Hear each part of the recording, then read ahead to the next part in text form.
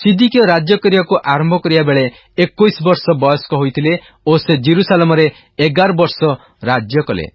तांकर मातांकर नाम हमूटल, से लिब्ना निवासी जिरिमियर कन्या। आउ से जिहोयाकीमकर कृत समस्त कर्मानुसारे सदाप्रभुଙ୍କ दृष्टि कुकर्म कले, कारण सदाप्रभुଙ୍କ क्रोध सकाशु से सेमानकु आपणा छामुरु दूर न करिया पर्यंत जेरुसालेम ओ जिहुदा प्रति एपरी घटना घटिला। द्वितीय राजावली अध्याय 25। अनंतर सिदिकियाଙ୍କର अधिकारर नवम वर्षरे दशम मासर दशम दिनरे बाबिल राजा नबुकदनेस्सर ओ ताहार समस्त सैन्य जेरुसालेमको आसी तही विरुद्धरे छाउणी कले। आउ सेमाने तहीर चतुर्दिगरे गढ़ निर्माण कले। तौ सिदिकिया राजांकर अधिकारर 11 वर्ष पर्यंत नगर अवरुद्ध होई रहिला। चतुर्थ मासर नवम दिनरे नगरेर महादुर्भिक्ष होला। तहीरे देशरे लोकमानंक निमंते किछि खाद्य द्रव्य मिलिला नाही। तेबे नगरर एक स्थान भग्न हुअन्ते समस्त जोधा रात्रि जोगे राजांकर उद्यान निकटस्थ दुई प्राचीरर मध्यवर्ती द्वार पथ देई पळाइले। से समयरे कल्दिय माने नगरर चतुर्दिगर थिले। पुणी राजा आर्बा पथ देई चालीगले। मात्र कल्दिय मानक सैन्य राजांकर पछे पछे गोड़ाई जिरिह पदारे तांकु धरिले। तहीरे तांकर सकल सैन्य तांको निकटरू छिन्न भिन्न होईगले। तौ सेमाने राजांकु धरी रिबलाकु बाबिल राजा कतिकी नेईगले। तहीरे सेमाने तांको प्रति दंडाज्ञा कले। आउ सेमाने सिदिकियाଙ୍କର पुत्र मानंकु तांकर साक्षातरे बध कले ओ सिदिकियाଙ୍କର चक्षु उपाड़ी पकाइले। आउ तांकु श्रृंखलरे बध करी बाबिलकु नेईगले। पंचम मासरे मासर सप्तम दिनरे बाबिल राजा नबुकदनेस्सरर अधिकारर 19 वर्षरे बाबिल राजार दास नबुसर्दन नामक प्रहरी वर्गर सेनापति जेरुसालेमको आसिला। पुणी से सदाप्रभुଙ୍କ गृह ओ राजगृह दग्ध कला। आउ जेरुसालेमर समस्त गृह अर्थात प्रत्येक बृहत गृह अग्निरे दग्ध कला। पुणी प्रहरी वर्गर सेनापति संगे थिबा कल्दिय समस्त सैन्य जेरुसालेमर चतुर्दिगर प्राचीर भग्न कले। आउ प्रहरी वर्गर सेनापति नबुसर्दन नगरर अवशिष्ट लोकमानंकु ओ बाबिल राजार पक्षकु पलायनकारी मानंकु ओ अवशिष्ट साधारण लोकमानंकु बंदी करी नेई गले। मात्र प्रहरी वर्गर सेनापति देशर नितांत दरिद्र मानक मध्यरु केतेकंकु द्राक्षा क्षेत्रर कर्मकारी ओ कृषक हेबा पई छाड़ी गला। आहुरी कल्दिय माने सदाप्रभुଙ୍କ गृहर पित्तल स्तंभ ओ सदाप्रभुଙ୍କ गृहर बैठिकी सबु ओ पित्तलमय समुद्र रूप पात्र खंड खंड करी भांगी तहीर पित्तल बाबिल को नहीं गले। आहुरी सेमाने पात्र ओ करचुली ओ कतुरी ओ चमच ओ परिचर्यार्थक सकल पित्तलमय पात्र नहीं गले। आउ प्रहरी वर्गर सेनापति अंगारधानी ओ कुंड सबु जहा सुनार थिला ताहा सुना करी पुणी जहा रूपार थिला ताहा रूपा करी नहीं गला। सदाप्रभुଙ୍କ गृह निमंते सलोमनको निर्मित दुई स्तंभ एक समुद्र रूप पात्र ओ बैठिकी सकल एही सबु पात्रर पित्तल अपरिमित थिला। एक स्तंभ 18 हाथ उच्च ओ तही उपरे पित्तलर मुंडाली थिला। आउ मुंडालीर उच्च 3 हाथ मुंडाली उपरे चतुर्दिगरे पित्तलमय जालीकर्म ओ डालिंबाकृति थिला। मध्य द्वितीय स्तंभ जालीकर्म सहित एही प्रकार थिला। पुणी प्रहरी वर्गर सेनापति प्रधान याजक सरायंकु ओ द्वितीय याजक सफनियंकु ओ 3 जन द्वारपालंकु धरिला। आउ से नगररू योद्धा मानक उपरे नियुक्त एक नपुंसककु नगररे प्राप्त राजमुख दर्शनकारी मानक मध्यरु 5 जनंकु ओ देशर लोकगणनाकारी लेखक सेनापति की ओ नगररे प्राप्त देशीय 60 लोकंकु धरिला। पुणी प्रहरी वर्गर सेनापति नबुसर्दन सेमानंकु धरी रिबलाकु बाबिल राजा कतिकी नहीं गला। तहीरे बाबिल राजा हमाद देशस्थ रिबलारे सेमानंकु आघात करी बध कला। एही रूपे जिहुदा आपणा देशरू बंदी होई नीत हेला। आउ बाबिल राजा नबुकदनेस्सर जेउ मानकु छाड़ी जाइथिला एपरि जिहुदा देशरे अवशिष्ट थिबा लोकमानक उपरे से साफनर पौत्र अहिकामर पुत्र गिदलियकु शासनकर्ता रूपे नियुक्त कला। एउतारे बाबिल राजा गिदलियकु शासनकर्ता करियछि बोली सुनी सेनापतिगण ओ सेमानक लोकमाने अर्थात नथनियर पुत्र इस्माएल ओ कारेहर पुत्र जोहानन ओ नटफातीय तनहुमत्र पुत्र सराय ओ माखातीयर पुत्र जासनिय ଓ ସେମାନଙ୍କର ଲୋକମାନେ ମିସ୍ପାକୁ ଗଦଲିୟ କତିକି ଆସିଲେ।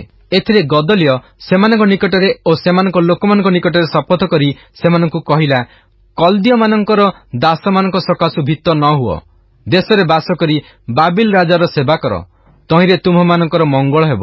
ମାତ୍ର ସପ୍ତମ ମାସରେ ରାଜବଂଶଜାତ ଇଲିସାମାର ପୌତ୍ର ନଥନିୟର ପୁତ୍ର ଇସ୍ମାଏଲ ଓ ତାହାର ସଙ୍ଗୀ 10 ଜଣ ଆସିଲେ, ଆଉ ଗଦଲିୟକୁ ପୁଣି ଯେଉଁ ଜିହୁଦୀୟମାନେ ଓ କଲ୍ଦୀୟମାନେ ତାହା ସଙ୍ଗେ ମିସ୍ପାରେ ଥିଲେ ସେମାନଙ୍କୁ ଆଘାତ କରି ବଧ କଲେ। ଏଉତରେ ସାନ ବଡ଼ ସମସ୍ତ ଲୋକ ଓ ସେନାପତିଗଣ ଉଠି ମିଶ୍ରକୁ ଗଲେ, କାରଣ ସେମାନେ କଲ୍ଦୀୟମାନଙ୍କ ଲାଗି ଭୀତ ହେଲେ। ଅନନ୍ତର ଜିହୁଦାର ରାଜା ଜିହୋଆଖିନଙ୍କର ବନ୍ଦିତ୍ୱର 37 ବର୍ଷର 12 ମାସରେ ଓ ମାସର 27 ଦିନରେ ବାବିଲ ରାଜା ଇବିଲ ମରଦୋକ ରାଜ୍ୟାରମ୍ଭ କରିବା ବର୍ଷରେ ଜିହୁଦାର ରାଜା ଜିହୋଆଖିନକୁ କାରାଗାରରୁ ବାହାର କରି ତାଙ୍କର ମସ୍ତକ ଉନ୍ନତ କଲା। ଆଉ ସେ ତାଙ୍କୁ ପ୍ରୀତିବାକ୍ୟ କହିଲା ଓ ତାଙ୍କ ସଙ୍ଗେ ବାବିଲରେ ଥିବା ରାଜାମାନଙ୍କ ଆସନଠାରୁ ତାଙ୍କର ଆସନ ଉଚ୍ଚରେ ସ୍ଥାପନ କଲା। ଆଉ ସେ ଆପଣା କାରାଗାରର ବସ୍ତ୍ର ପରିବର୍ତ୍ତନ କରି ଆପଣାର ଯାବଜୀବନ ନିତ୍ୟ ନିତ୍ୟ ତାହା ସମ୍ମୁଖରେ ଭୋଜନ କଲେ। ପୁଣି ତାଙ୍କର ଦିନପାତ ନିମନ୍ତେ ରାଜାଙ୍କଠାରୁ ନିତ୍ୟ ବୃତ୍ତି ଦିଆଗଲା। ସେ ଆପଣା ଜୀବନର ସମସ୍ତ କାଳ ପ୍ରତିଦିନ ଏକ ନିରୂପିତ ଅଂଶ ପାଇଲେ। ଯିରିମିୟ ଅଧ୍ୟାୟ 29। ଜିହୋଆଖିନ ରାଜା ଓ ରାଜମାତା ଓ ନପୁଂସକଗଣ ଆଉ ଜିହୁଦାର ଓ ଜିରୁସାଲମର ଅଧିପତିମାନେ, ଶିଳ୍ପକରମାନେ ଓ କର୍ମକାରମାନେ ଜିରୁସାଲମରୁ ପ୍ରସ୍ଥାନ କଲା ଉତ୍ତାରେ ଯିରିମିୟ ଭବିଷ୍ୟତବକ୍ତା ନିର୍ବାସିତ ଲୋକମାନଙ୍କର ଅବଶିଷ୍ଟ ପ୍ରାଚୀନବର୍ଗଙ୍କର ଓ ନବୁକଦନେସ୍ସର ଦ୍ୱାରା ନିର୍ବାସାର୍ଥେ ଜିରୁସାଲମଠାରୁ ବାବିଲକୁ ନୀତ ଯାଜକମାନଙ୍କର ଓ ଭବିଷ୍ୟତବକ୍ତାଗଣର ଓ ସମସ୍ତ ଲୋକମାନଙ୍କର ନିକଟକୁ ଯେଉଁ ପତ୍ର ଲେଖି ଜିହୁଦାର ରାଜା ସିଦିକିୟ ଦ୍ୱାରା ବାବିଲର ରାଜା ନବୁକଦନେସ୍ସର ନିକଟକୁ ବାବିଲକୁ ପ୍ରେରିତ ସାଫନର ପୁତ୍ର ଇଲିଆସା ହିଲ୍କିୟର ପୁତ୍ର ଗମରିୟର ହସ୍ତ ଦ୍ୱାରା ଜିରୁସାଲମଠାରୁ ପଠାଇଥିଲେ, ସେହି ପତ୍ରରେ ଏହିସବୁ କଥା ଥିଲା, ଯଥା ସୈନ୍ୟାଧିପତି ସଦାପ୍ରଭୁ ଇସ୍ରାଏଲର ପରମେଶ୍ୱର ଏହି କଥା କହନ୍ତି, ଆମ୍ଭେ ଜିରୁସାଲମରୁ ବାବିଲକୁ ଯେଉଁମାନଙ୍କୁ ନିର୍ବାସିତ କରାଇଅଛୁ, ସେହି ସକଳ ନିର୍ବାସିତମାନଙ୍କ ପ୍ରତି ଆମ୍ଭର ଆଦେଶ ଏହି, ତୁମ୍ଭେମାନେ ଗୃହ ନିର୍ମାଣ କରି ତହିଁରେ ବାସ କର, ଉଦ୍ୟାନ ପ୍ରସ୍ତୁତ କରି ତହିଁର ଫଳ ଭୋଗ କର, ତୁମ୍ଭେମାନେ ଭାର୍ଯ୍ୟା ଗ୍ରହଣ କରି ପୁତ୍ର କନ୍ୟା ଉତ୍ପାଦନ କର, ଆଉ ତୁମ୍ଭମାନଙ୍କର ପୁତ୍ରଗଣକୁ ଭାର୍ଯ୍ୟା ଗ୍ରହଣ କରାଅ ଓ ତୁମ୍ଭମାନଙ୍କର କନ୍ୟାଗଣକୁ ସ୍ୱାମୀ ଗ୍ରହଣ କରାଅ, ସେମାନେ ପୁତ୍ରକନ୍ୟା ଜାତ କରନ୍ତୁ, ଆଉ ତୁମ୍ଭେମାନେ ସେଠାରେ ବର୍ଦ୍ଧିତ ହୋଇ ଊଣା ହୁଅ ନାହିଁ। ପୁଣି ଆମ୍ଭେ ଯେଉଁ ନଗରରେ ତୁମ୍ଭମାନଙ୍କୁ ନିର୍ବାସିତ କରାଇଅଛୁ, ତହିଁର ଶାନ୍ତି ଚେଷ୍ଟା କର ଓ ତହିଁ ନିମନ୍ତେ ସଦାପ୍ରଭୁଙ୍କ ନିକଟରେ ପ୍ରାର୍ଥନା କର, କାରଣ ତହିଁର ଶାନ୍ତିରେ ତୁମ୍ଭମାନଙ୍କର ଶାନ୍ତି ହେବ। ସୈନ୍ୟାଧିପତି ସଦାପ୍ରଭୁ ଇସ୍ରାଏଲର ପରମେଶ୍ୱର ଏହି କଥା କହନ୍ତି, ତୁମ୍ଭମାନଙ୍କର ମଧ୍ୟବର୍ତ୍ତୀ, ତୁମ୍ଭମାନଙ୍କର ଭବିଷ୍ୟତବକ୍ତାମାନେ ଓ ଗଣକମାନେ ତୁମ୍ଭମାନଙ୍କୁ ନ ଭୁଲାଉନ୍ତୁ, ଅଥବା ତୁମ୍ଭେମାନେ ଯେଉଁ ସ୍ୱପ୍ନ ଦର୍ଶନ କର, ତୁମ୍ଭମାନଙ୍କର ସେହିସବୁ ସ୍ୱପ୍ନରେ ମନୋଯୋଗ କର ନାହିଁ, କାରଣ ସେମାନେ ଆମ୍ଭ ନାମରେ ତୁମ୍ଭମାନଙ୍କ ନିକଟରେ ମିଥ୍ୟା ଭବିଷ୍ୟତବାକ୍ୟ ପ୍ରଚାର କରନ୍ତି। ସଦାପ୍ରଭୁ କହନ୍ତି, ଆମ୍ଭେ ସେମାନଙ୍କୁ ପ୍ରେରଣ କରିନାହୁଁ। ଯେହେତୁ ସଦାପ୍ରଭୁ ଏହି କଥା କହନ୍ତି, ବାବିଲର 70 ବର୍ଷ ସମ୍ପୂର୍ଣ୍ଣ ହେଲା ଉତ୍ତାରେ ଆମ୍ଭେ ତୁମ୍ଭମାନଙ୍କର ତତ୍ତ୍ୱାନୁସନ୍ଧାନ କରିବା ଓ ତୁମ୍ଭମାନଙ୍କୁ ଏହି ସ୍ଥାନକୁ ଫେରାଇ ଆଣି ତୁମ୍ଭମାନଙ୍କ ପକ୍ଷରେ ଆମ୍ଭର ମଙ୍ଗଳ ବାକ୍ୟ ସିଦ୍ଧ କରିବା। କାରଣ ସଦାପ୍ରଭୁ କହନ୍ତି, ତୁମ୍ଭମାନଙ୍କ ପକ୍ଷରେ ଆମ୍ଭେ ଯେ ସକଳ ସଂକଳ୍ପ କରିଅଛୁ ତାହା ଆମ୍ଭେ ଜାଣୁ। ତୁମ୍ଭମାନଙ୍କର ଅନ୍ତିମ କାଳରେ ତୁମ୍ଭମାନଙ୍କୁ ଭରସା ଦେବା ନିମନ୍ତେ ସେସବୁ ଅମଙ୍ଗଳର ନୁହେଁ, ମଙ୍ଗଳର ସଂକଳ୍ପ ଅଟେ। ପୁଣି ତୁମ୍ଭେମାନେ ଆମ୍ଭଙ୍କୁ ଆହ୍ୱାନ କରିବ ଓ ଯାଇ ଆମ୍ଭ ନିକଟରେ ପ୍ରାର୍ଥନା କରିବ। ତହିଁରେ ଆମ୍ଭେ ତୁମ୍ଭମାନଙ୍କ କଥାରେ ମନୋଯୋଗ କରିବା। ଆଉ ତୁମ୍ଭେମାନେ ଆମ୍ଭଙ୍କୁ ଅନ୍ୱେଷଣ କରିବ ଓ ସର୍ବାନ୍ତଃକରଣ ସହିତ ଆମ୍ଭଙ୍କୁ ଖୋଜିଲେ ଆମ୍ଭର ଉଦ୍ଦେଶ୍ୟ ପାଇବ। ସଦାପ୍ରଭୁ କହନ୍ତି, ଆମ୍ଭେ ତୁମ୍ଭମାନଙ୍କୁ ଆମ୍ଭର ଉଦ୍ଦେଶ୍ୟ ପାଇବାକୁ ଦେବା। ପୁଣି ଆମ୍ଭେ ତୁମ୍ଭମାନଙ୍କର ବନ୍ଦିତ୍ୱାବସ୍ଥା ପରିବର୍ତ୍ତନ କରିବା ଓ ଯେଉଁ ସକଳ ଗୋଷ୍ଠୀ ମଧ୍ୟକୁ ଯେ ସକଳ ସ୍ଥାନକୁ ଆମ୍ଭେ ତୁମ୍ଭମାନଙ୍କୁ ତଡ଼ି ଦେଇଅଛୁ, ସେହି ସବୁ ସ୍ଥାନରୁ ଆମ୍ଭେ ତୁମ୍ଭମାନଙ୍କୁ ସଂଗ୍ରହ କରିବା। ଏହା ସଦାପ୍ରଭୁ କହନ୍ତି। ଆଉ ଆମ୍ଭେ ଯେଉଁ ସ୍ଥାନରୁ ତୁମ୍ଭମାନଙ୍କୁ ନିର୍ବାସିତ କରାଇଅଛୁ, ସେହି ସ୍ଥାନକୁ ପୁନର୍ବାର ଆଣିବା। ସଦାପ୍ରଭୁ ବାବିଲରେ ଆମ୍ଭମାନଙ୍କ ନିମନ୍ତେ ଭବିଷ୍ୟଦ୍ବକ୍ତାଗଣ ଉତ୍ପନ୍ନ କରିଅଛନ୍ତି ବୋଲି ତୁମ୍ଭେମାନେ କହିଅଛ। ଏହେତୁ ଦାଉଦର ସିଂହାସନରେ ଉପବିଷ୍ଟ ରାଜା ବିଷୟରେ ଓ ଏହି ନଗରରେ ବାସକାରୀ ସମସ୍ତ ଲୋକଙ୍କର ଅର୍ଥାତ୍ ତୁମ୍ଭର ଯେଉଁ ଭ୍ରାତୃଗଣ ତୁମ୍ଭମାନଙ୍କ ସଙ୍ଗେ ବନ୍ଦୀ ହୋଇ ଯାଇନାହାନ୍ତି, ସେମାନଙ୍କ ବିଷୟରେ ସଦାପ୍ରଭୁ ଏହି କଥା କହନ୍ତି। ସୈନ୍ୟାଧିପତି ସଦାପ୍ରଭୁ ଏହି କଥା କହନ୍ତି, ଦେଖ, ଆମ୍ଭେ ସେମାନଙ୍କ ପ୍ରତି ଖଡ୍ଗ, ଦୁର୍ଭିକ୍ଷ ଓ ମହାମାରୀ ପଠାଇବା ଓ ଘୃଣାଜନକ ଯେଉଁ ଡିମ୍ବୁରି ଫଳ ଅତି ମନ୍ଦ ହେବାରୁ ଭୋଜନ କରାଯାଇ ନ ପାରେ, ତାହାରି ତୁଲ୍ୟ ସେମାନଙ୍କୁ କରିବା। ପୁଣି ଆମ୍ଭେ ଯେ ଗୋଷ୍ଠୀ ମଧ୍ୟକୁ ସେମାନଙ୍କୁ ତଡ଼ି ଦେଇଅଛୁ, ସେ ସମସ୍ତଙ୍କ ମଧ୍ୟରେ ସେମାନଙ୍କୁ ଅଭିଶାପର, ବିସ୍ମୟର ଓ ଶିସ୍ ଶବ୍ଦର ଓ ନିନ୍ଦାର ପାତ୍ର ହେବା ନିମନ୍ତେ ଆମ୍ଭେ ଖଡ୍ଗ, ଦୁର୍ଭିକ୍ଷ ଓ ମହାମାରୀ ନେଇ ସେମାନଙ୍କ ପଛେ ପଛେ ଗୋଡ଼ାଇବା ଓ ପୃଥିବୀର ସମସ୍ତ ରାଜ୍ୟରେ ସେମାନଙ୍କୁ ଏଣେ ତେଣେ ନିକ୍ଷେପ କରିବା। କାରଣ ସଦାପ୍ରଭୁ କହନ୍ତି, ଆମ୍ଭେ ପ୍ରଭାତରେ ଉଠି ଆମ୍ଭର ଦାସ ଭବିଷ୍ୟଦ୍ବକ୍ତାଗଣକୁ ସେମାନଙ୍କ ନିକଟକୁ ପଠାଇ ଯାହା କହିଲୁ, ସେମାନେ ଆମ୍ଭର ସେହି ବାକ୍ୟରେ ମନୋଯୋଗ କରିନାହାନ୍ତି। ମାତ୍ର ସଦାପ୍ରଭୁ କହନ୍ତି, ତୁମ୍ଭେମାନେ ଆମ୍ଭର ବାକ୍ୟ ଶୁଣିବାକୁ ସମ୍ମତ ନୋହିଲ। ଏହେତୁ ଆମ୍ଭ ଦ୍ୱାରା ଜିରୁସାଲମରୁ ବାବିଲକୁ ପ୍ରେରିତ ନିର୍ବାସିତ ଲୋକ ସମସ୍ତେ ତୁମ୍ଭେମାନେ ସଦାପ୍ରଭୁଙ୍କର ବାକ୍ୟ ଶୁଣ।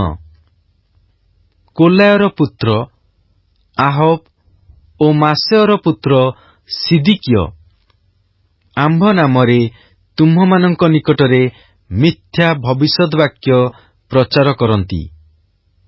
ସେମାନଙ୍କ ବିଷୟରେ ସୈନ୍ୟାଧିପତି ସଦାପ୍ରଭୁ ଇସ୍ରାଏଲର ପରମେଶ୍ୱର ଏହି କଥା କହନ୍ତି, ଦେଖ, ଆମ୍ଭେ ବାବିଲର ରାଜା ନବୁକଦନେସ୍ଚରର ହସ୍ତରେ ସେମାନଙ୍କୁ ସମର୍ପଣ କରିବା। ତହିଁରେ ସେ ତୁମ୍ଭମାନଙ୍କ ସାକ୍ଷାତରେ ସେମାନଙ୍କୁ ବଦ୍ଧ କରିବ।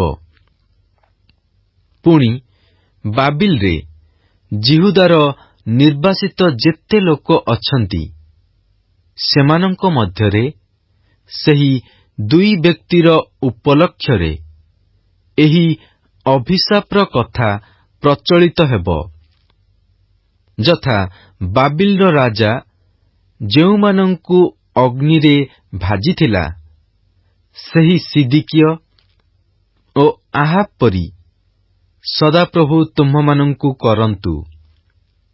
କାରଣ ସେମାନେ ଇସ୍ରାଏଲ ମଧ୍ୟରେ ମୂଢ଼ତାର କାର୍ଯ୍ୟ କରିଅଛନ୍ତି। ସେମାନେ ଆପଣା ଆପଣା ପ୍ରତିବାସୀର ଭାର୍ଯ୍ୟା ସଙ୍ଗେ ବ୍ୟଭିଚାର କରିଅଛନ୍ତି।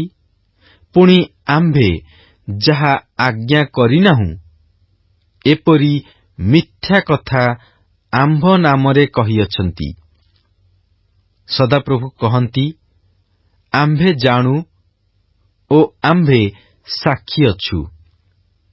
ଆହୁରି ତୁମ୍ଭେ ନିହିଲାମୀୟ ସମୟର ବିଷୟରେ ଏହି କଥା କହିବ।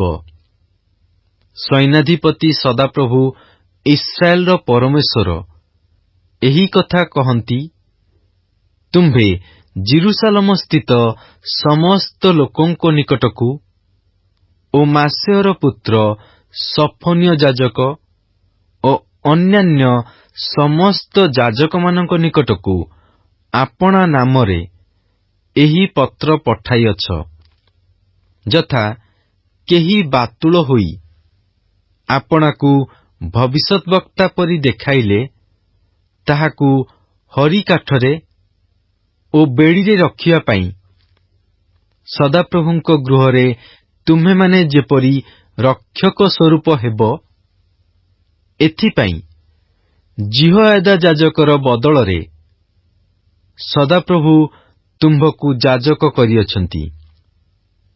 ଏହେତୁ ଅନାଥୋତୀୟ ଯେଉଁ ଯିରିମିୟ ତୁମ୍ଭମାନଙ୍କ ନିକଟରେ ଆପଣାକୁ ଭବିଷ୍ୟଦ୍ବକ୍ତା ପରି ଦେଖାଉଅଛି, ତୁମ୍ଭେ କାହିଁକି ତାହାକୁ ଧମକ ଦେଇନାହଁ? ସେ କାରଣରୁ ସେ ବାବିଲରେ ଆମ୍ଭମାନଙ୍କ ନିକଟକୁ ପଠାଇ କହିଅଛି, ନିର୍ବାସିତ କାଳ ଦୀର୍ଘ, ତୁମ୍ଭେମାନେ ଗୃହ ନିର୍ମାଣ କରି ତହିଁରେ ବାସ କର ଓ ଉଦ୍ୟାନ ପ୍ରସ୍ତୁତ କରି ଫଳ ଭୋଗ କର। ଅନନ୍ତର ସଫନ୍ୟ ଯାଜକ ଯିରିମିୟ ଭବିଷ୍ୟଦ୍ବକ୍ତାଙ୍କ କର୍ଣ୍ଣଗୋଚରରେ ଏହି ପତ୍ର ପାଠ କଲା। ତହିଁ ଉତ୍ତାରେ ଯିରିମିୟଙ୍କ ନିକଟରେ ସଦାପ୍ରଭୁଙ୍କର ଏହି ବାକ୍ୟ ଉପସ୍ଥିତ ହେଲା, ତୁମ୍ଭେ ନିର୍ବାସିତ ସମସ୍ତ ଲୋକ ପ୍ରତି ଏହି କଥା କହି ପଠାଅ, ନିହିଲାମୀୟ ସମୟର ବିଷୟରେ ସଦାପ୍ରଭୁ ଏହି କଥା କହନ୍ତି, ଆମ୍ଭେ ସମୟକୁ ନ ପଠାଇଲେ ହେଁ ସେ ତୁମ୍ଭମାନଙ୍କ ନିକଟରେ ଭବିଷ୍ୟଦ୍ବାକ୍ୟ ପ୍ରଚାର କରିଅଛି ଓ ମିଥ୍ୟା କଥାରେ ତୁମ୍ଭମାନଙ୍କର ବିଶ୍ୱାସ ଜନ୍ମାଇଅଛି।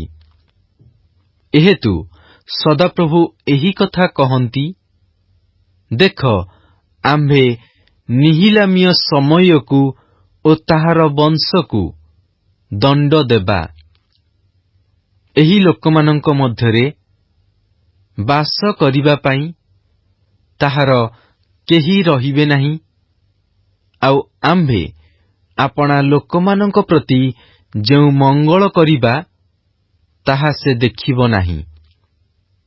ଏହା ସଦାପ୍ରଭୁ କହନ୍ତି, କାରଣ ସେ ସଦାପ୍ରଭୁଙ୍କ ବିରୁଦ୍ଧରେ ବିଦ୍ରୋହର କଥା କହିଅଛି। ଯିରିମିୟ ଅଧ୍ୟାୟ 30। ସଦାପ୍ରଭୁଙ୍କଠାରୁ ଯିରିମିୟଙ୍କ ନିକଟରେ ଏହି ବାକ୍ୟ ଉପସ୍ଥିତ ହେଲା, ଯଥା ସଦାପ୍ରଭୁ ଇସ୍ରାଏଲର ପରମେଶ୍ୱର ଏହି କଥା କହନ୍ତି, ଆମ୍ଭେ ତୁମ୍ଭକୁ ଯେଉଁ ସକଳ କଥା କହିଅଛୁ, ତାହା ଗୋଟିଏ ପୁସ୍ତକରେ ଲେଖି ରଖ। କାରଣ ସଦାପ୍ରଭୁ କହନ୍ତି, ଦେଖ, ଯେଉଁ ସମୟରେ ଆମ୍ଭେ ଆପଣା ଲୋକ ଇସ୍ରାଏଲର ଓ ଜିହୁଦାର ବନ୍ଦିତ୍ୱାବସ୍ଥା ପରିବର୍ତ୍ତନ କରିବା, ଏପରି ସମୟ ଆସୁଅଛି। ସଦାପ୍ରଭୁ କହନ୍ତି, ହଁ, ଆମ୍ଭେ ସେମାନଙ୍କ ପୂର୍ବପୁରୁଷମାନଙ୍କୁ ଯେଉଁ ଦେଶ ଦେଇଅଛୁ, ସେହି ଦେଶକୁ ସେମାନଙ୍କୁ ଫେରାଇ ଆଣିବା ଓ ସେମାନେ ତାହା ଅଧିକାର କରିବେ। ଇସ୍ରାଏଲ ଓ ଜିହୁଦା ବିଷୟରେ ସଦାପ୍ରଭୁଙ୍କର କଥିତ ବାକ୍ୟ ଏହି। ସଦାପ୍ରଭୁ ଏହି କଥା କହନ୍ତି, ଆମ୍ଭେମାନେ କମ୍ପିବାର ଓ ଭୟର ଶବ୍ଦ ଶୁଣିଅଛୁ, କିନ୍ତୁ ଶାନ୍ତିର ଶବ୍ଦ ନୁହେଁ। କୌଣସି ପୁରୁଷର ପ୍ରସବ ବେଦନା ହେଉଅଛି କି ନାହିଁ, ତୁମ୍ଭେମାନେ ପଚାରି ବୁଝ। ପ୍ରସବ ବେଦନାର ସମୟରେ ଯେପରି ସ୍ତ୍ରୀ ଲୋକର, ସେପରି ପ୍ରତ୍ୟେକ ପୁରୁଷର ଆପଣା କଟି ଦେଶରେ ହସ୍ତ ଦେବାର ଓ ସମସ୍ତଙ୍କର ମୁଖ ମଳିନ ହେବାର ଆମ୍ଭେ କାହିଁକି ଦେଖୁଅଛୁ? ହାୟ ହାୟ, ସେ ଦିନ ମହତ୍, ତାହା ତୁଲ୍ୟ ଦିନ ଆଉ ନାହିଁ। ତାହା ଯାକୁବର ସଙ୍କଟ କାଳ, ମାତ୍ର ସେ ତହିଁରୁ ଉଦ୍ଧାର ପାଇବ। ସୈନ୍ୟାଧିପତି ସଦାପ୍ରଭୁ କହନ୍ତି, ଆମ୍ଭେ ସେହିଦିନ ତୁମ୍ଭ ସ୍କନ୍ଧରୁ ତାହାର ଜୁଆଳି ଭାଙ୍ଗି ପକାଇବା ଓ ତୁମ୍ଭର ବନ୍ଧନ ସବୁ ଛିଣ୍ଡାଇ ଦେବା। ପୁଣି ବିଦେଶୀମାନେ ଆଉ ଆପଣାମାନଙ୍କର ଦାସ୍ୟକର୍ମ ତାହାକୁ କରାଇବେ ନାହିଁ। ମାତ୍ର ସେମାନେ ସଦାପ୍ରଭୁ ଆପଣାମାନଙ୍କ ପରମେଶ୍ୱରଙ୍କ ଓ ଆମ୍ଭେ ସେମାନଙ୍କ ନିମନ୍ତେ ଯାହାଙ୍କୁ ଉତ୍ପନ୍ନ କରିବା, ଆପଣାମାନଙ୍କର ସେହି ରାଜା ଦାଉଦଙ୍କର ଦାସ୍ୟକର୍ମ କରିବେ। ଏହେତୁ ସଦାପ୍ରଭୁ କହନ୍ତି, ହେ ଆମ୍ଭର ଦାସ ଯାକୁବ, ତୁମ୍ଭେ ଭୟ କର ନାହିଁ, ଅଥବା ହେ ଇସ୍ରାଏଲ, ନିରାଶ ହୁଅ ନାହିଁ। କାରଣ ଦେଖ, ଆମ୍ଭେ ଦୂରରୁ ତୁମ୍ଭକୁ ଓ ବନ୍ଦିତ୍ୱ ଦେଶରୁ ତୁମ୍ଭ ବଂଶକୁ ଉଦ୍ଧାର କରିବୁ। ପୁଣି ଯାକୁବ ଫେରିଆସି ଶାନ୍ତିରେ ଓ ନିରାପଦରେ ରହିବ ଓ କେହି ତାହାକୁ ଭୟ ଦେଖାଇବ ନାହିଁ। କାରଣ ସଦାପ୍ରଭୁ କହନ୍ତି, ଆମ୍ଭେ ତୁମ୍ଭକୁ ଉଦ୍ଧାର କରିବା ପାଇଁ ତୁମ୍ଭ ସଙ୍ଗରେ ଅଛୁ। ହଁ, ଯେଉଁ ଗୋଷ୍ଠୀମାନଙ୍କ ମଧ୍ୟରେ ଆମ୍ଭେ ତୁମ୍ଭକୁ ଛିନ୍ନ ଭିନ୍ନ କରିଅଛୁ, ସେ ସମସ୍ତଙ୍କୁ ନିଃଶେଷ ରୂପେ ସଂହାର କରିବା। ମାତ୍ର ତୁମ୍ଭକୁ ଆମ୍ଭେ ନିଃଶେଷ ରୂପେ ସଂହାର କରିବା ନାହିଁ। ତଥାପି ଆମ୍ଭେ ବିବେଚନାପୂର୍ବକ ତୁମ୍ଭକୁ ଶାସ୍ତି ଦେବା ଓ କୌଣସି ମତେ ତୁମ୍ଭକୁ ଦଣ୍ଡ ନ ଦେଇ ଛାଡ଼ିବା ନାହିଁ। କାରଣ ସଦାପ୍ରଭୁ ଏହି କଥା କହନ୍ତି, ତୁମ୍ଭର କ୍ଷତ ଅପ୍ରତିକାର୍ଯ୍ୟ ଓ ତୁମ୍ଭର ଘା ବ୍ୟଥାଜନକ। ତୁମ୍ଭର କ୍ଷତ ଯେପରି ବନ୍ଧାଯିବ, ଏଥିପାଇଁ ତୁମ୍ଭ ପକ୍ଷରେ ପ୍ରତିବାଦ କରିବାକୁ କେହି ନାହିଁ। ତୁମ୍ଭର ସ୍ୱାସ୍ଥ୍ୟଜନକ ଔଷଧ ନାହିଁ। ତୁମ୍ଭର ପ୍ରେମକାରୀ ସମସ୍ତେ ତୁମ୍ଭକୁ ପାଶୋରିଅଛନ୍ତି। ସେମାନେ ତୁମ୍ଭକୁ ଖୋଜନ୍ତି ନାହିଁ। କାରଣ ତୁମ୍ଭର ଅଧର୍ମ ବହୁଳ ଓ ତୁମ୍ଭର ପାପ ବୃଦ୍ଧି ହେବା ସକାଶୁ ଆମ୍ଭେ ତୁମ୍ଭକୁ ଶତ୍ରୁତୁଲ୍ୟ ଆଘାତ କରିଅଛୁ ଓ ନିର୍ଦ୍ଦୟ ଲୋକତୁଲ୍ୟ ଶାସ୍ତି ଦେଇଅଛୁ। ତୁମ୍ଭେ ଆପଣା କ୍ଷତ ସକାଶୁ କାହିଁକି କ୍ରନ୍ଦନ କରୁଅଛ? ତୁମ୍ଭର ବେଦନା ଅପ୍ରତିକାର୍ଯ୍ୟ, ତୁମ୍ଭର ଅଧର୍ମ ବହୁଳ ଓ ତୁମ୍ଭର ପାପ ବୃଦ୍ଧି ହେବା ସକାଶୁ ଆମ୍ଭେ ତୁମ୍ଭ ପ୍ରତି ଏହି ସବୁ କରିଅଛୁ।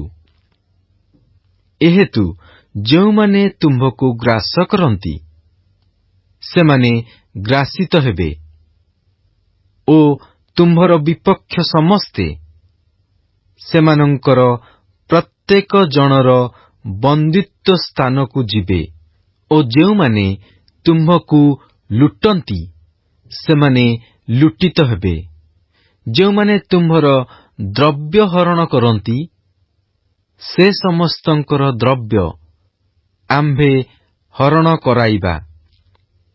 କାରଣ ସଦାପ୍ରଭୁ କହନ୍ତି, ଆମ୍ଭେ ତୁମ୍ଭକୁ ପୁନର୍ବାର ଆରୋଗ୍ୟ ପ୍ରଦାନ କରିବା ଓ ଆମ୍ଭେ ତୁମ୍ଭର ଘା ସବୁ ସୁସ୍ଥ କରିବା। କାରଣ ସେମାନେ ତୁମ୍ଭକୁ ଦୂରୀକୃତା ବୋଲି ଡାକି କହନ୍ତି, ଏ ସିଓନ, ଏହାକୁ କେହି ଚାହେଁ ନାହିଁ। ସଦାପ୍ରଭୁ ଏହି କଥା କହନ୍ତି, ଦେଖ, ଆମ୍ଭେ ଯାକୁବର ତମ୍ବୁ ସକଳର ବନ୍ଦିତ୍ୱ ପରିବର୍ତ୍ତନ କରିବା ଓ ତାହାର ସକଳ ବାସସ୍ଥାନ ପ୍ରତି ଦୟା କରିବା। ତହିଁରେ ନଗର ଆପଣାର ଉପପର୍ବତ ଉପରେ ପୁନର୍ବାର ନିର୍ମିତ ହେବ ଓ ରାଜଗୃହ ତହିଁର ରୀତିମତେ ରହିବ। ଆଉ ସେହି ସ୍ଥାନ ମଧ୍ୟରୁ ଧନ୍ୟବାଦ ଓ ଆନନ୍ଦକାରୀମାନଙ୍କର ଧ୍ୱନି ନିର୍ଗତ ହେବ। ପୁଣି ଆମ୍ଭେ ସେମାନଙ୍କୁ ବୃଦ୍ଧି କରିବା ଓ ସେମାନେ ଅଳ୍ପ ସଂଖ୍ୟକ ନୋହିବେ।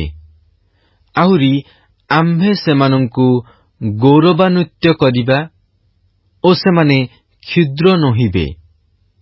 ସେମାନଙ୍କର ସନ୍ତାନଗଣ ମଧ୍ୟ ପୂର୍ବ ପରି ହେବେ ଓ ସେମାନଙ୍କର ମଣ୍ଡଳୀ ଆମ୍ଭ ସାକ୍ଷାତରେ ସ୍ଥିରୀକୃତ ହେବ।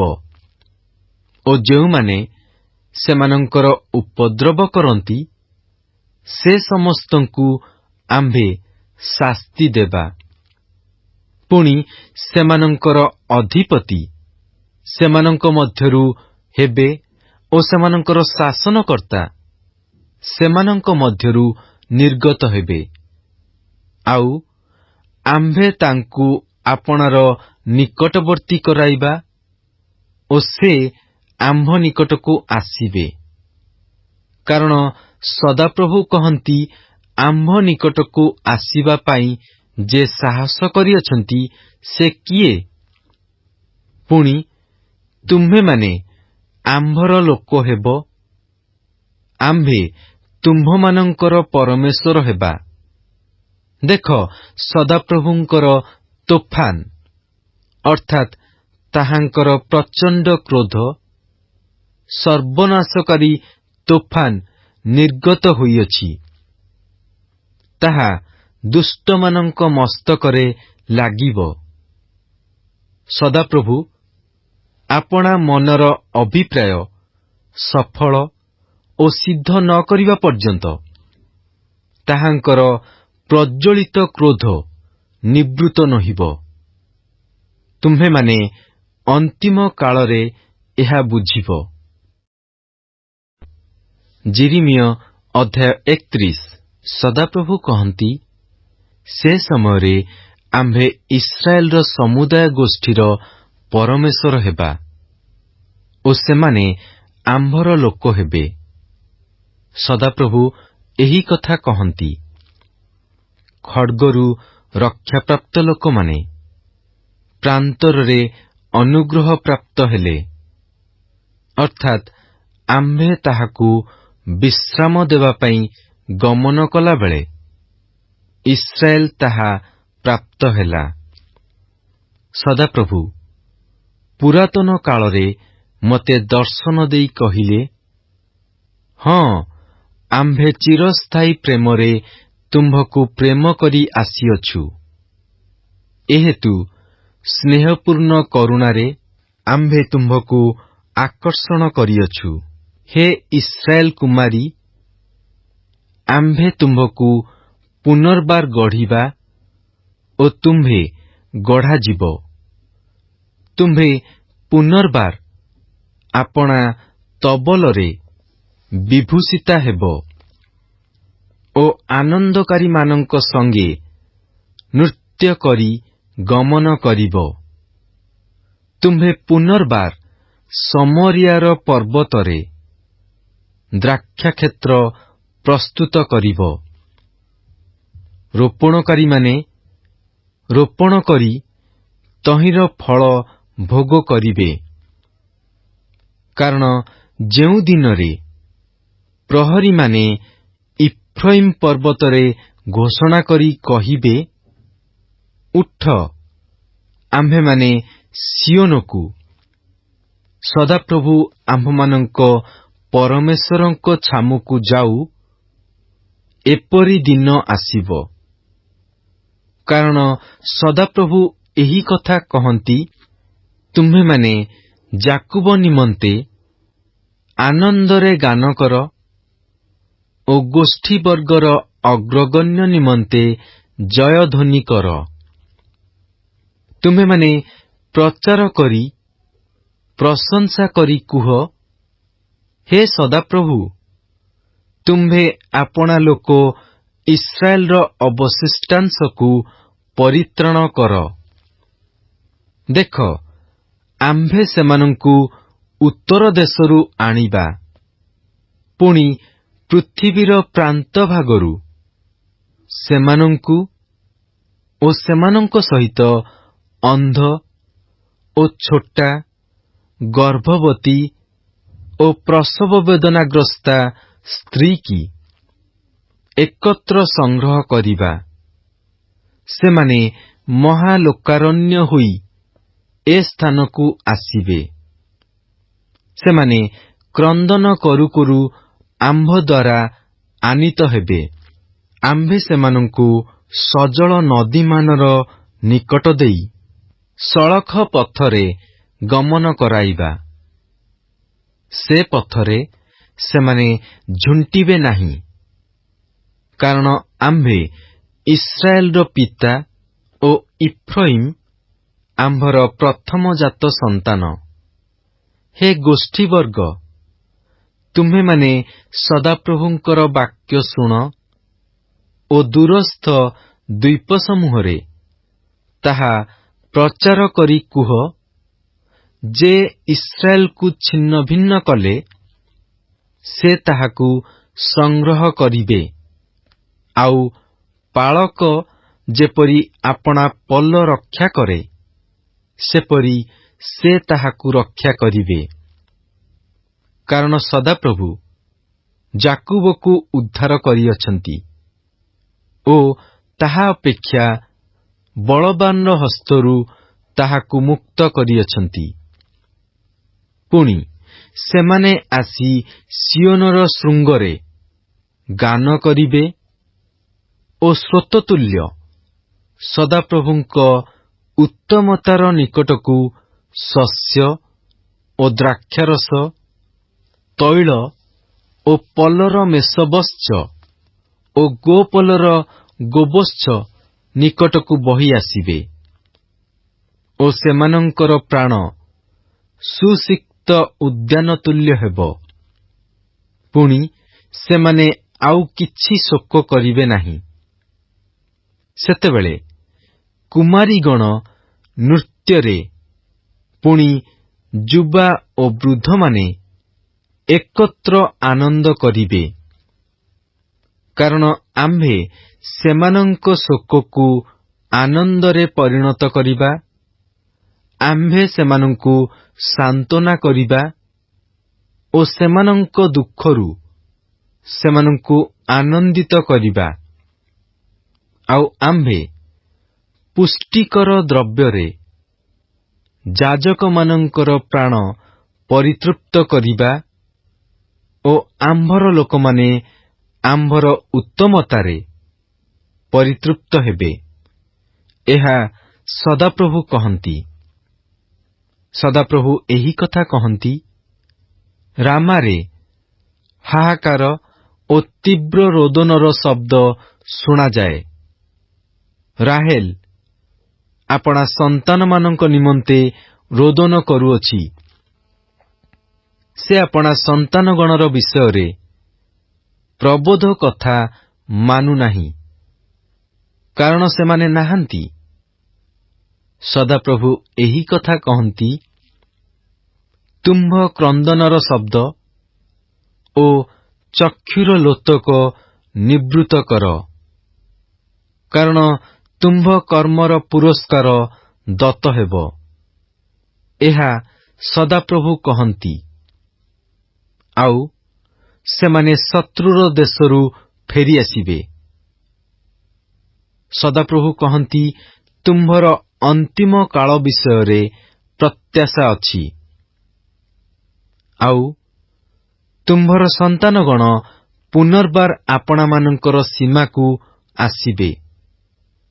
ଆମ୍ଭେ ନିଶ୍ଚୟ ଇଫ୍ରାଇମକୁ ଆପଣା ବିଷୟରେ ବିଳାପ କରି ଏହି ପ୍ରକାର କହିବା ଶୁଣିଅଛୁ, ମୁଁ ଅମଣା ବାଛୁରୀ ପରି ବୋଲି ତୁମ୍ଭେ ମୋତେ ଶାସ୍ତି ଦେଇଅଛ ଓ ମୁଁ ଶାସ୍ତି ଭୋଗ କରିଅଛି। ତୁମ୍ଭେ ମୋତେ ଫେରାଅ, ତହିଁରେ ମୁଁ ଫେରିବି, କାରଣ ତୁମ୍ଭେ ସଦାପ୍ରଭୁ ମୋହର ପରମେଶ୍ୱର।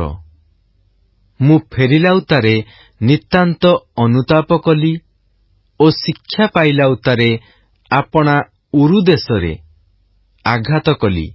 ମୁଁ ଆପଣା ଯୌବନ କାଳରେ ଅପମାନ ଭୋଗ କରିବାରୁ ଲଜ୍ଜିତ ଓ ବ୍ୟାକୁଳ ହେଲି। ଇଫ୍ରାଇମ କି ଆମ୍ଭର ପ୍ରିୟ ପୁତ୍ର, ସେ କି ଆନନ୍ଦଦାୟୀ ବାଳକ, କାରଣ ଆମ୍ଭେ ଯେତେଥର ତାହା ବିରୁଦ୍ଧରେ କଥା କହୁ, ସେତେଥର ଆଗ୍ରହରେ ଆମ୍ଭେ ତାହାକୁ ସ୍ମରଣ କରୁ। ଏଥିପାଇଁ ତାହା ନିମନ୍ତେ ଆମ୍ଭର ଅନ୍ତର ବ୍ୟାକୁଳ ହୁଏ। ଆମ୍ଭେ ଅବଶ୍ୟ ତାହାକୁ ଦୟା କରିବା। ଏହା ସଦାପ୍ରଭୁ କହନ୍ତି। ତୁମ୍ଭେ ସ୍ଥାନେ ସ୍ଥାନେ ଆପଣା ପାଇଁ ପଥ ଚିହ୍ନ ରଖ ଓ ପଥ ପ୍ରଦର୍ଶକ ସ୍ତମ୍ଭ ନିର୍ମାଣ କର। ତୁମ୍ଭେ ଯେଉଁ ପଥରେ ଗମନ କରିଥିଲ, ସେହି ରାଜପଥରେ ମନୋନିବେଶ କର। ହେ ଇସ୍ରାଏଲ କୁମାରୀ, ଫେରିଆସ। ତୁମ୍ଭର ଏହି ସବୁ ନଗରକୁ ଫେରିଆସ। ହେ ବିପଥଗାମିନୀ କନ୍ୟେ, ତୁମ୍ଭେ କେତେ କାଳ ଏଣେତେଣେ ଭ୍ରମଣ କରିବ? କାରଣ ସଦାପ୍ରଭୁ ପୃଥିବୀରେ ଏକ ନୂତନ ବିଷୟ ସୃଷ୍ଟି କରିଅଛନ୍ତି। ଜଣେ ସ୍ତ୍ରୀ ଜଣେ ପୁରୁଷକୁ ବେଷ୍ଟନ କରିବ। ସୈନ୍ୟାଧିପତି ସଦାପ୍ରଭୁ ଇସ୍ରାଏଲର ପରମେଶ୍ୱର ଏହି କଥା କହନ୍ତି। ଆମ୍ଭେ ଯେଉଁ ସମୟରେ ସେମାନଙ୍କର ବନ୍ଦିତ୍ୱାବସ୍ଥା ପରିବର୍ତ୍ତନ କରିବା, ସେ ସମୟରେ ଜିହୁଦା ଦେଶରେ ଓ ତହିଁର ନଗର ସକଳରେ ସେମାନେ ପୁନର୍ବାର ଏହି କଥା ବ୍ୟବହାର କରିବେ। ହେ ଧର୍ମନିବାସ, ହେ ପବିତ୍ର ପର୍ବତ, ସଦାପ୍ରଭୁ ତୁମ୍ଭକୁ ଆଶୀର୍ବାଦ କରନ୍ତୁ। ପୁଣି ଜିହୁଦା ଓ ତହିଁର ନଗର ସକଳ, ଆଉ କୃଷକ ଓ ପଲ ନେଇ ଭ୍ରମଣକାରୀମାନେ ତହିଁ ମଧ୍ୟରେ ଏକତ୍ର ବାସ କରିବେ। କାରଣ ଆମ୍ଭେ କ୍ଳାନ୍ତ ପ୍ରାଣକୁ ପରିତୃପ୍ତ କରିଅଛୁ, ପ୍ରତ୍ୟେକ ଦୁଃଖିତ ପ୍ରାଣକୁ ପରିପୂର୍ଣ୍ଣ କରିଅଛୁ। ଏଥିରେ ମୁଁ ଜାଗ୍ରତ ହୋଇ ଦେଖିଲି ଓ ମୋର ନିଦ୍ରା ମୋ ପ୍ରତି ସୁଖଦାୟକ ଥିଲା। ସଦାପ୍ରଭୁ କହନ୍ତି, ଦେଖ, ଯେଉଁ ସମୟରେ ଆମ୍ଭେ ଇସ୍ରାଏଲ ବଂଶ ଓ ଜିହୁଦା ବଂଶ ମଧ୍ୟରେ ମନୁଷ୍ୟ ଓ ପଶୁରୂପ ବୀଜ ବପନ କରିବା ଏପରି ସମୟ ଆସୁଛି। ଆଉ ଆମ୍ଭେ ଯେପରି ସେମାନଙ୍କୁ ଉତ୍ପାଟନ, ଭଗ୍ନ, ନିପାତ ଓ ବିନାଶ କରିବାକୁ ଓ କ୍ଲେଶ ଦେବାକୁ ଜଗି ରହିଲୁ, ସେପରି ସେମାନଙ୍କୁ ନିର୍ମାଣ ଓ ରୋପଣ କରିବା ପାଇଁ ଜଗି ରହିବା। ଏହା ସଦାପ୍ରଭୁ କହନ୍ତି। ପିତୃଗଣ ଅମ୍ଳ ଦ୍ରାକ୍ଷାଫଳ ଖାଇଲେ, ଆଉ ସନ୍ତାନଗଣର ଦାନ୍ତ ଖଟା ହୋଇଅଛି। ଏପରି କଥା ସେ ସମୟରେ ଆଉ କୁହାଯିବ ନାହିଁ। ମାତ୍ର ପ୍ରତ୍ୟେକ ଲୋକ ନିଜ ଅଧର୍ମ ସକାଶୁ ମରିବ। ଆଉ ଯେଉଁ ଜନ ଅମ୍ଳ ଦ୍ରାକ୍ଷାଫଳ ଖାଏ, ତାହାରି ଦାନ୍ତ ଖଟା ହେବ। ସଦାପ୍ରଭୁ କହନ୍ତି, ଦେଖ, ଯେଉଁ ସମୟରେ ଆମ୍ଭେ ଇସ୍ରାଏଲ ବଂଶ ଓ ଯିହୁଦା ବଂଶ ସହିତ ଏକ ନୂତନ ନିୟମ ସ୍ଥାପନ କରିବା, ଏପରି ସମୟ ଆସୁଅଛି।